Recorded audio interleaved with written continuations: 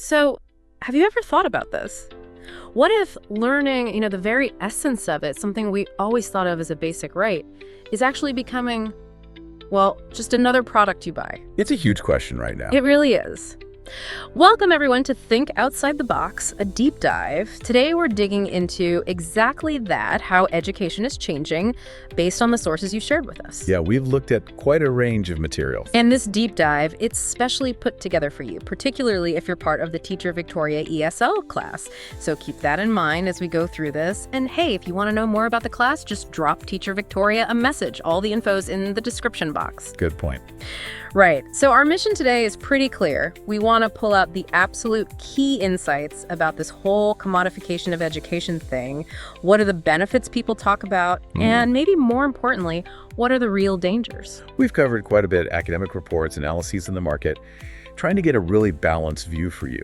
Fantastic. Okay, let's dive in. So, first things first, when we say education is becoming commodified, what are we actually talking about? What does that mean today? Yeah, well, what the research we looked at really shows is education is increasingly being treated less like this public good, right? And more like a product you buy and sell. A product. Exactly. Yeah. Think about subscription apps for learning, or, the boom in private schools that are specifically run to make a profit.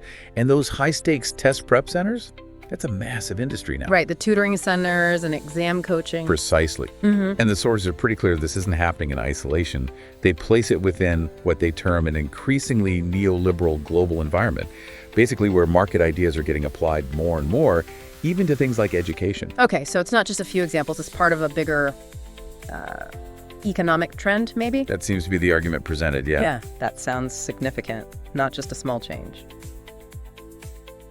So as we get into the potential problems, the dangers, what's the biggest concern that jumps out from the sources? Is there maybe one that's less obvious? Well, the most immediate one, and it comes up again and again, is inequality. It really exacerbates social divides. Okay, inequality. How so? We know education and wealth are linked, but how does this commodification make it worse? It plays out in pretty stark ways. I mean, think about it. Students whose families have money can afford the best tutoring, the fancy online platforms with all the bells and whistles, the private schools with smaller classes and more resources. Right, they get an edge. A significant edge. Meanwhile, learners from low-income backgrounds, they often rely on public systems that might be underfunded, or they might not even have a reliable internet access for those online tools. The digital divide is very real. Yeah, that's a huge factor. Absolutely. And there was this 2021 UNESCO report cited in the materials we looked at. It was quite blunt, warning that the spread of private education, if it's not properly regulated, well, it seriously risks making educational inequality worse. So turning it from something everyone should have access to into more of a privilege rather than a public good. That was their phrasing. It fundamentally changes who gets the best chance to learn and succeed. That's a powerful warning. Okay, so inequality is a major danger. But the sources also talk about the quality of learning itself, right? Does treating education like a product actually change how people learn? Maybe make it more superficial? That's another really critical point that comes through. What happens is a lot of these ed tech companies, these review centers, they're market driven, right? So they often focus on what's measurable and what sells. Like test scores. Exactly like test scores. Standardized test prep becomes the main goal sometimes. Well, often at the expense of really understanding the material deeply. So teaching to the test. Essentially, yeah. Students are kind of trained to perform well on exams, rather than to really think critically or analyze complex ideas or be creative. Performance over understanding. Right. And some scholars, Stephen Ball was mentioned in the readings, argue this shift is profound. It changes the student from a learner into a consumer. And that, they argue, reshapes the whole student-teacher dynamic and even chips away at the ethical core of education. It sounds like it could squeeze out the joy of learning just for learning's sake. It certainly risks doing that. If the metric is the score, then subjects or ways of thinking that don't fit neatly into that box might get ignored or devalued. Okay, so that's the impact on the student and how they learn. What about the schools and universities themselves? How does this market pressure change their priorities? That's where things can get really interesting and maybe a bit concerning. In for-profit schools, for example, the sources suggest that decisions about the curriculum, about what's taught, might sometimes lean more towards keeping parents happy, boosting the school's brand. perhaps less on pure academic rigor. So you might get what some people call edutainment, making it fun, maybe easy, but not necessarily challenging. Precisely. That term edutainment popped up, prioritizing engagement metrics, maybe over deep intellectual development, and you see similar pressures with ed tech platforms too. How so? Well, think about gamification, adding points, badges, leaderboards. It can be engaging, sure. Okay. But is it always done for the best educational reasons, or is it sometimes more about keeping users hooked, boosting those retention numbers? To keep people subscribed or using the app. Exactly. And the sort of sobering takeaway here is that when education becomes framed primarily as a business, knowledge itself can start to look like just another product. And students, well, they risk being seen mainly as data points to be analyzed and managed. Wow. That paints a rather bleak picture if it goes unchecked. But, okay, we have to look at the other side, too. Surely there are arguments for this. What benefits do the proponents or the sources highlighting them point to? Oh, absolutely. And it's important to acknowledge those. The sources definitely highlight potential upsides. Technological innovation is a big one. Okay, like new learning tech. Yeah, things like AI-driven platforms that can actually adapt the learning path for each individual student. That offers a level of personalization that's hard to achieve in a traditional classroom. That makes sense. Meeting individual needs better. Right. And proponents argue that competition in the market can drive efficiency, make institutions more responsive, maybe even better align education with the skills needed in the workforce. So making graduates more job ready. That's often part of the argument. Think about specialized training programs or online certifications that pop up quickly to meet industry demand.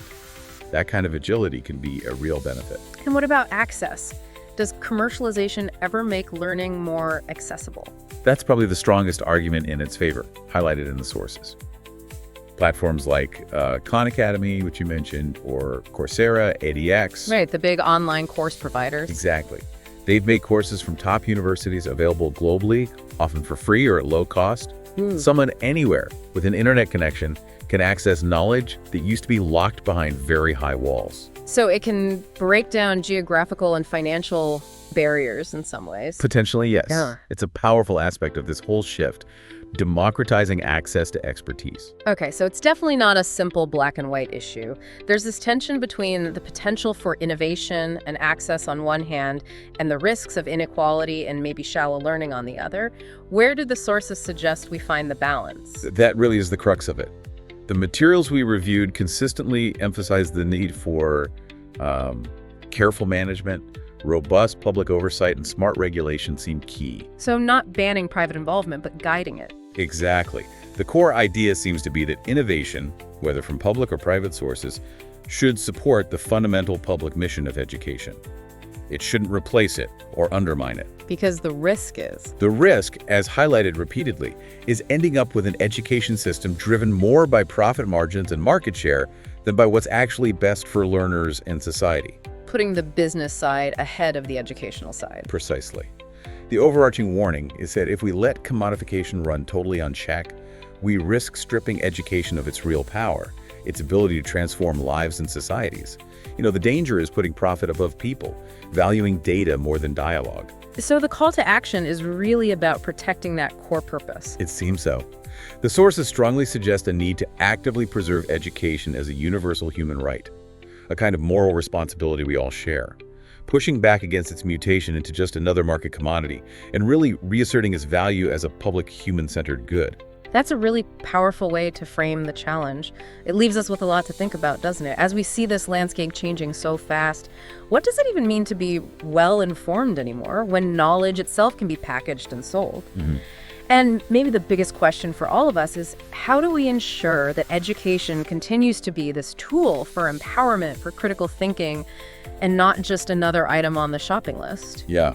I think the challenge, as the sources suggest, is always keeping our eyes on that prize. An education system that truly values deep understanding, critical engagement, and equitable access for absolutely everyone, not just the metrics. Definitely something to keep pondering. We really hope this deep dive has given you, our listener, some valuable perspectives. And just a reminder, especially for those listening as part of the Teacher Victoria ESL class, this discussion is designed with you in mind. Feel free to reach out to her. Yes, please do. And one more thing, we've got a special invitation for you to join the ESL Classroom by Victoria over on Facebook. It's a great community. You'll find the link for that and all the other details we mentioned right down there in the description box. Check it out. Thanks so much for joining us for this deep dive.